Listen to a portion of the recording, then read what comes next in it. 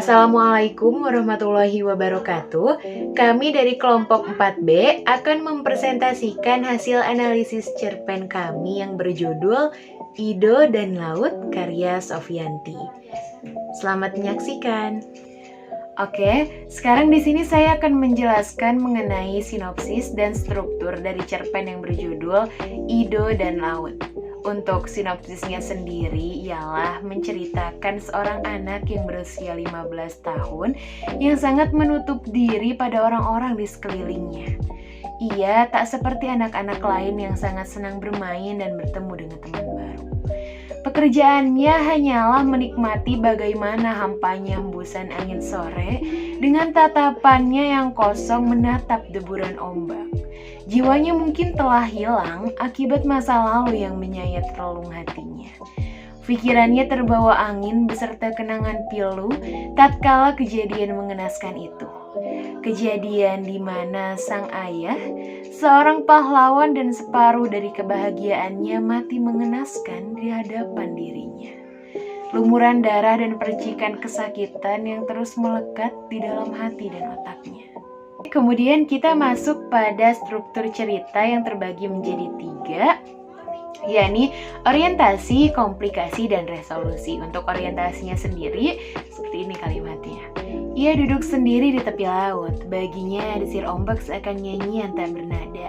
Dialah Ido, seorang pelaut yang tangguh namun rapuh karena masa lalu. Lalu kita masuk ke dalam komplikasi. Ini adalah awal penyebab hilangnya senyum Ido. Ayah Ido berdiri, pertanda ia telah siap melemparkan bom itu ke dalam air. Tak lama lagi sumbunya akan habis terbakar, namun sang ayah belum juga melemparkannya. Ayah lempar, Ido kembali berteriak, namun naas hal itu terlambat dan boom, bom meledak di tangan sang ayah. Ido terlempar jauh, di kepalanya tertancap kepingan kaca. Dan terakhir kita masuk pada resolusi penyelesaian masalah di cerita ini.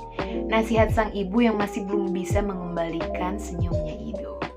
Sang ibu memberi nasihat pada Ido agar ia kembali ceria, namun hal itu belum berhasil karena Ido belum bisa melupakan kejadian atas kepergian sang ayah, kehilangan ayahnya. Ia belum bisa melupakan hal itu. Selanjutnya adalah tema. Cerpen ini bertemakan kesedihan yang terus berlarut, di mana kesedihan ini disebabkan oleh luka masa lalu yang terus melekat di dalam renung hati Ido. Dikarenakan hilangnya sosok ayah yang merupakan idola pertama di dalam hidupnya. Senyuman Ido pun perlahan pudar, bahkan hilang setelah kematian sang ayah. Amanat yang terkandung dalam cerpen ini adalah jangan pernah bertindak tanpa berpikir terlebih dahulu, karena kita tidak tahu bahwa apa yang kita lakukan akan berdampak seperti apa ke depannya. Mungkin diri kalian merasa puas, lalu bagaimana dengan orang lain di sekitar kita? Jangan egois, kematian bukanlah solusi dari semua masalah, karena seharusnya masalah itu dihadapi, bukan melarikan diri. Selanjutnya adalah tokoh. Yang pertama adalah Ido, yaitu anak berusia 15 tahun. Ia anak kedua dari 3 bersaudara. Yang kedua, ayah Ido, yaitu seorang pelaut. Yang ketiga, Lauma, yaitu ibu Ido, si penjual nasi kuning. Yang keempat, Musa, anak pertama atau kakak Ido. Yang kelima, Lama, ia anak bungsu atau anak terakhir. Dan yang keenam yaitu Arumi dan Cika, mahasiswa KKN Universitas Tadulako. Saya akan menjelaskan penokohan cerpen Ido dan Laut. Langsung saja, dalam penokohan terdapat teknik analitik atau langsung, yaitu penggambaran karakter tokoh yang langsung disampaikan pengarang. Contohnya seperti nomor 1, dalam cerpen ditulis, ia tak seperti anak-anak pada umumnya, sangat senang dengan bermain dan bertemu teman baru. Ia adalah Ido yang selalu menutup diri dari orang-orang di sekitar. Karena keadaan tersebut di masa sekarang, maka watak Ido pun merupakan watak Ido yang sekarang, yaitu pendiam dan tertutup. Nomor 2, dulu Ido adalah anak yang ceria. Selain itu, ia juga cerdas dan sangat suka membuat kerajinan tangan dari rotan. Terkadang, ia membuat tas jinjing, membuat rak sepatu, tapis beras, dan lain-lain. Karena terdapat kata dulu, maka watak Ido pun merupakan watak Ido yang dulu, yaitu periang dan rajin. Nomor 3, rasa haru tiba-tiba saja menghampiri dirinya, melihat ketiga anaknya yang sangat lahap menyantap nasi jagung dan juga ikan kerapu bakar buatannya. Dapat dilihat dengan jelas dalam teks tersebut bahwa watak Lauma atau Ibu Ido penyayang dan penuh kasih. Nomor 4, untuk mencukupi kebutuhannya sehari-hari, dia berjualan nasi kuning ditemani oleh anak pertamanya bernama Musa. Di sini dapat kita lihat bahwa watak Musa atau kakak Ido gemar membantu dan watak Lauma atau Ibu Ido pekerja keras. Selanjutnya, terdapat penggambaran fisik dan perilaku tokoh. Penggambaran ini merupakan penggambaran karakter melalui tingkah laku tokoh. Contohnya seperti nomor 1, Ido menatap tajam ibunya dan beranjak dari tempat duduknya. Perilaku tersebut dapat membuktikan bahwa watak Ido sensitif terhadap sesuatu. Nomor 2, Ido tersenyum karena sudah saatnya ia menyaksikan momen yang tak biasa ia lihat. Perilaku tersebut menunjukkan bahwa watak Ido memiliki jiwa antusias yang tinggi. Lalu, terdapat penggambaran lingkungan kehidupan tokoh. Penggambaran ini merupakan penggambaran karakter melalui pemaparan suasana lingkungan tempat tinggal tokoh. Contohnya seperti nomor 1, setiap sore Ido ada di tepi laut. Ia tidak mau bergaul dengan teman-teman sebayanya. Ia hanya ingin berteman dengan laut. Karena ini menceritakan keadaan Ido sekarang, maka watak pun merupakan watak Ido yang sekarang, yaitu sukar bergaul dan menyukai kebiasaan yang berulang-ulang. Lanjut, terdapat penggambaran tata kebahasaan tokoh, merupakan penggambaran karakter melalui cara bicara tokoh.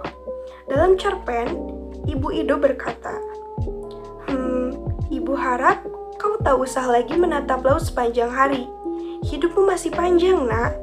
Kau tak bisa terus-terusan seperti ini. Ido, kau anak yang kuat. Bapamu akan sangat kecewa jika melihatmu seperti ini, nak. Maafkan ibu harus berkata seperti ini padamu. Karena setiap hari orang-orang terus membicarakanmu. Karena keadaanmu seperti orang sakit jiwa. Di sini dapat kita lihat bahwa dari cara bicaranya, Ibu Ido memiliki watak frontal atau terbuka untuk anak-anaknya. Kemudian, terdapat pengungkapan jalan pikir tokoh. Ini merupakan penggambaran karakter melalui jalan pikir tokoh itu sendiri. Contohnya seperti nomor 1, malam itu dilalui Lauma dengan kecewa. Sikap Ido menghancurkan hatinya. Namun, sebagai seorang ibu, ia tetap menyayangi Ido dan juga kedua anaknya. Dapat kita lihat dengan jelas bahwa watak Lauma atau Ibu Ido adalah penyabar. Nomor 2, Ido terkejut karena baru kali itu ia melihat secara langsung bom rakitan ayahnya. Di sini dapat kita lihat bahwa watak Ido cenderung menyukai hal-hal yang baru. Nomor 3, ayah Ido berdiri, pertanda telah siap melemparkan bom itu ke dalam air. Tak lama lagi, sumbunya akan habis terbakar. Namun, ayah Ido belum juga melemparkannya. Dapat dilihat dengan jelas bahwa watak ayah Ido gegabah dan memiliki respon yang lambat. Alur cerita dari cerpen yang berjudul Ido dan Laut karya Sofianti ini menggunakan alur maju mundur atau campuran. Pada awalnya, cerita ditulis mengenai bagaimana keadaan Ido saat ini, yaitu keadaan saat ia mengalami keterpurukan. Kemudian diceritakanlah alasan dan penyebab ia mengalami semuanya. Selain itu, jalan cerita di sini kita dapat merasakan kekosongan jiwa Ido, dan pada akhir cerita masih belum dipastikan alasan sang ayah membom dirinya sendiri. Selanjutnya adalah berbagai macam latar dari cerita Ido dan Laut. Latar tempat. Yang pertama ada tepi laut, diambil dari kalimat ia duduk sendiri di tepi laut. Yang kedua ada rumah, diambil dari kalimat Ido masuk nak, sebentar lagi maghrib. Lamunannya buyar oleh teriakan sang ibu. Rumah mereka terletak di bibir pantai. Tak heran jika masyarakat di sini sangat akrab dengan laut. Yang ketiga, laut, diambil dari kalimat hari Minggu setelah sholat subuh, Ido dan ayahnya berangkat ke laut. Yang keempat ada perahu, diambil dari kalimat 1 jam berlalu. Tentu saja ada seorang nelayan yang lewat dan melihat Ido di atas perahu. Yang kelima ada Universitas Tadulako, diambil dari kalimat mereka adalah anak KKN yang berasal dari Universitas Tadulako. Namanya Arumi dan Cika. Selanjutnya adalah latar waktu. Yang pertama, setiap sore, diambil dari kalimat setiap sore ia akan duduk di atas ketapang sambil memandangi lautan. Yang kedua, maghrib, diambil dari kalimat Ido masuk nak, sebentar lagi maghrib. Yang ketiga, malam. Malam itu dilalui Lauma dengan kecewa. Sikap Ido menghancurkan hatinya. Yang keempat, seminggu berlalu, diambil dari kalimat seminggu berlalu. Malam itu 2 orang wanita datang ke rumah Ido. Yang kelima, 4 hari, diambil dari kalimat tak terasa proses belajar mengajar sudah berlangsung selama 4 hari. Namun Ido juga tak kunjung datang. Yang keenam, ada dulu, diambil dari kalimat dulu Ido adalah anak yang ceria. Yang ketujuh, hari Minggu, diambil dari kalimat hari itu, hari Minggu setelah sholat subuh, Ido dan ayahnya berangkat ke laut. Yang kedelapan, hari ini, diambil dari kalimat hari ini kita akan melakukan pengeboman ikan anakku, kita akan mendapat banyak ikan. Yang kesembilan, 1 jam berlalu, diambil dari kalimat 1 jam berlalu. Untung saja ada seorang nelayan yang lewat dan melihat Ido di perahu. Latar suasana. Yang pertama ada suram, diambil dari kalimat setiap sore ia akan duduk di atas ketapang sambil memandangi lautan.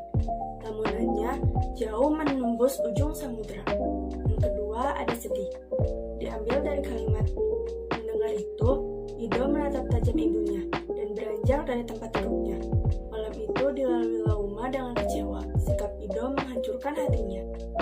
Yang ketiga ada ceria. Hari ini kita akan melakukan pengeboman ikan anakku. Kita akan dapat banyak ikan. Begitulah kata sang ayah. Ido tersenyum karena sudah saatnya ia menyaksikan momen yang tak biasa ia lihat. Adegan tersebut menggambarkan rasa penasaran dan rasa semangat Ido. Yang keempat ada menegangkan. Tergambar ketika sang ayah tak kunjung melempar bom yang sembunyinya akan habis terbakar. Yang kelima ada seram. Ido menutup matanya, tak ingin melihat kejadian yang mengerikan ini, bagai mimpi buruk yang menyiksa. Laut sepertinya sedang marah pada Ido dan juga ayahnya. Yang keenam ada duka, diambil dari kalimat namun sayang, ayah Ido harus tewas mengenaskan. Mayatnya ditemukan tanpa tangan sebelah kanan dan beberapa bagian tubuhnya tertusuk serpihan kaca. Cerpen Ido dan Laut menggunakan sudut pandang orang ketiga. Dapat dibuktikan dalam teks, sang penulis menggunakan kata ia dan Ido, serta menggunakan air imbuhannya. Sekarang mari kita ulik lebih lanjut mengenai gaya bahasanya. Yang pertama, majas similar, gaya bahasa kias yang menyamakan suatu hal dengan hal lain, mengungkapkan sesuatu secara tidak langsung dengan menggunakan perbandingan. Contohnya di sini, baginya desir ombak seakan tak bernada. 2. Bagai mimpi buruk yang menyiksa. Yang selanjutnya adalah majas hiperbola. Biasanya, majas ini digunakan untuk mengungkapkan sesuatu dengan cara yang berlebihan. Contoh, lamunannya jauh menembus ujung samudera. Yang kedua, karena hal inilah senyum Ido menghilang terbawa ombak. Seperti itu. Kemudian di sini juga ada majas simbolik, yaitu gaya bahasa yang di dalam kalimatnya menggambarkan suatu hal dengan menggunakan simbol atau lambang untuk menyatakan maksudnya. Contoh, di dasar perahu terlihat banyak percikan darah, di sekelilingnya seperti lautan merah. Majas personifikasi menggantikan fungsi benda mati yang dapat bersikap seperti manusia. Contoh kalimatnya di sini, laut sepertinya sedang marah pada Ido dan juga ayahnya. Juga ada majas pleonasme. Contoh, mendengar itu Ido menatap tajam ibunya dan beranjak dari tempat duduknya. Di sini kalimatnya menggunakan kata keterangan tambahan yang sebenarnya keberadaannya tidak dibutuhkan, namun dapat memperkuat ekspresif kalimat. Majas tautologi mengulang kata yang bersinonim untuk menegaskan suatu kondisi atau maksud tertentu. Contohnya, malam itu dilalui Lauma dengan kecewa. Sikap Ido menghancurkan hatinya. Yang terakhir adalah majas paradoks. Hanya membandingkan situasi sebenarnya dengan situasi sebaliknya yang saling bertentangan. Contoh, ia tak seperti anak-anak pada umumnya, sangat senang dengan bermain dan bertemu teman baru. Ia adalah Ido yang selalu menutup diri dari orang-orang di sekitar. Sekian dan terima kasih. Wassalamualaikum warahmatullahi wabarakatuh.